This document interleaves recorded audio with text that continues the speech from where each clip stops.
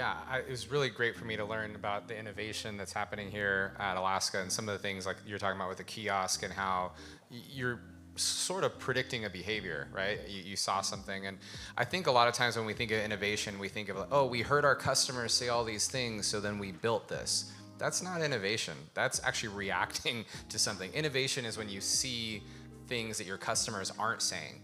You see things that they're doing, the behavior, and you're finding those patterns, and you're basically creating solutions based off of that.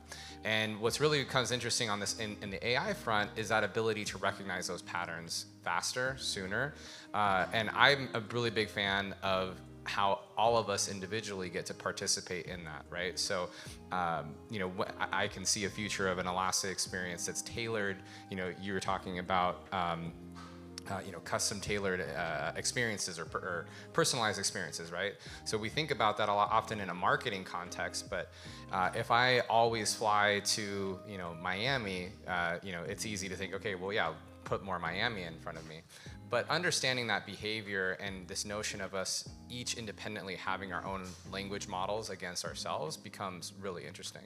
One of the things that we touch at Niftmint, in addition to AI, is actually on the tokenization front. I'm not too familiar how much you're all familiar with blockchain, but when you think about from a tokenization front, I'm happy to get into the weeds off of the stage.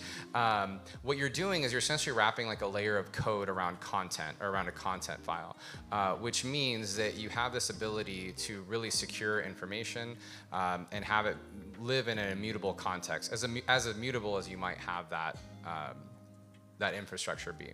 But the reason why that becomes important is because now you're able to deeply and richly secure information and essentially have a record management layer.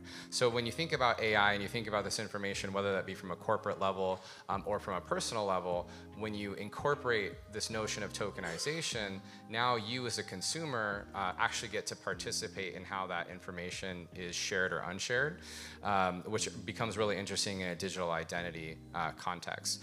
So so I think that it opens up a lot of innovation. Now mind you, no customer is asking for that, right? No customer is saying, I need to have my own tokenized experience in my own LLM. But from a customer experience standpoint, they might say like, oh, I want to have a richer customer experience that's tailored towards me, and I want to make sure that my data is secure, and I want to make sure that maybe if I do share that information, I get to participate in some way, shape, or form. I'm a customer that's asking for it. Okay, cool. Because I'm constantly trying to figure out how few cards I have to carry with pieces of plastic to verify that I am a person and that I have a bank account. Definitely. I ran into this problem actually traveling. I was non-revving with my 2 kids, got in line for TSA and realized that I didn't have their birth certificates with me, because why would I pack those? And realized if I went through Clear that no one would question whether they were my kids or not. But if I went through any other line, that I'd have to have that birth certificate. So having that digital identity of saying, yes, I am a person, and yes, I indeed am the caregiver of these 2 tiny humans would be very helpful to a frazzled mother who is forgetting to pack the necessary documents. And what's nice about that is when you share that information, it's basically like a yes/no check system, Yes. right? You're not saying like, this is my address and this is my hair color and eye color and these The sort of weight things. they wear when they were born. Exactly. This is just the information that you need to know to let me move forward.